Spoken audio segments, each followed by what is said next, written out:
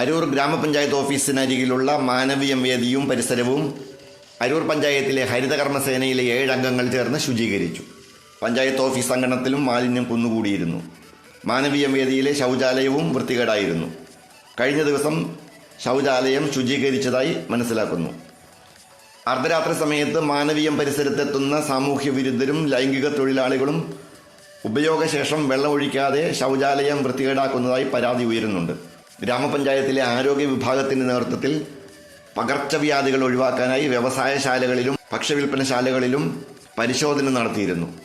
കൃത്യമായ മാർഗനിർദ്ദേശങ്ങളും നൽകിയിരുന്നു. അരൂർ ക്ഷേത്രംകവലയിലെ ഓട്ടോറിക്ഷ ഡ്രൈവേഴ്സും പരിസര ശുചീകരണത്തിനായി മുന്നിട്ടിറങ്ങി. എന്നാൽ ദേശീയപാതയോരങ്ങളിലും പഞ്ചായത്തിൻ്റെ വിവിധ പ്രദേശങ്ങളിലും മാലിന്യം ഇപ്പോഴും കുന്നുകൂടുകയാണ്.